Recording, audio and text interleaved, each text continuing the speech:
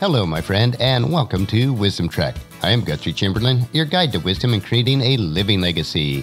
Thank you for joining us for our 5-day-per-week wisdom and legacy building podcast. This is day 544 of our trek, and we are hiking a series of trails called The Tools in Gramps Backpack. Each Monday, for a total of 20 weeks, we will explore a different tool that is needed to equip parents and grandparents to train their children and grandchildren to be successful on their trek of life. If you don't have children or grandchildren of your own, use these tools to train others that you do influence.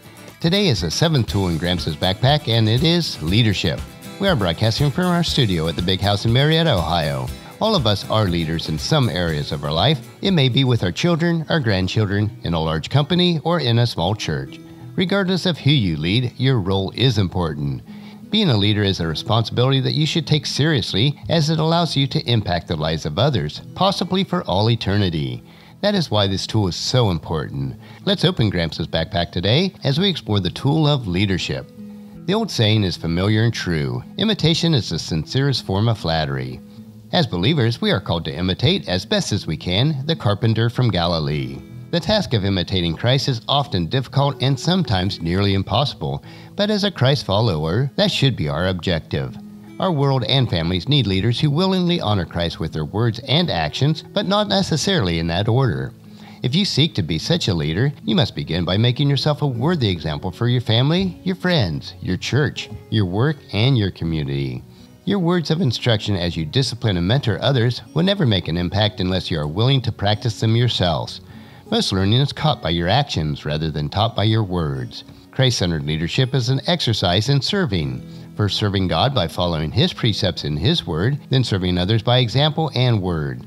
Christ is the ultimate servant leader. He became a servant of all that He led, and you must seek to do the same of those that you lead. Ask yourself, are you the kind of servant leader whom you would desire to follow? The example that best describes what our attitude should be like as a leader is found in Philippians chapter 2, verses 3 through 5. Don't be selfish. Don't try to impress others. Be humble, thinking of others better than yourself. Don't look out only for your own interests, but take interest in others too.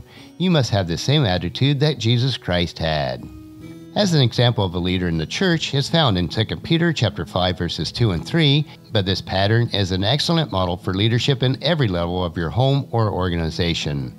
And it says, "Care for the flock that God has entrusted you. Watch over it willingly, not grudgingly, nor for what you'll get out of it, but because you are eager to serve God. Don't lord over the people assigned to your care, but lead them by your own good example." There is no higher calling than to lead your children, grandchildren, and others that you impact or have influence on. It is also our responsibility to train them to be good leaders themselves. True and effective leaders are not afraid to surround themselves with people of ability and are not afraid to give those people opportunities for greatness. With these thoughts in mind, we will conclude our trek for today and close Gramps' backpack. But before I do, I will pass the tool of leadership on to you. Once you have this tool in your backpack, it is up to you to start effectively using it to disciple and mentor others. Teach them how to live a life full of integrity and love. A life that is both rich and satisfying. Groom them to become leaders themselves. This is the model that is to be used with your children, grandchildren, and anyone else that you lead. They will learn both from your actions and your words. Next Monday, we will investigate the 8th tool in Gramps' backpack, which is attitude. On tomorrow's trek, though, we will explore another wisdom quote. This 3-minute wisdom supplement will assist you in becoming healthy, wealthy, and wise each day. And thank you for joining me on this trek called life. And encourage your family and friends to join us and then come along with us tomorrow for another day of Wisdom Trek, creating a legacy. If you'd like to listen to any of the past daily treks or read the daily journal, they are available at wisdom-trek.com. And thank you so much for allowing me to be your guide, your mentor, but most importantly, I am your friend as I serve you through the Wisdom Trek podcast and journal. And as we take this trek of life together, let us always live abundantly, love unconditionally, listen intentionally, learn continuously, lend to others generously, lead with integrity, and then leave a living legacy each day. I am Guthrie Chamberlain, reminding you to keep moving forward, enjoy your journey, and then create a great day every day. See you tomorrow.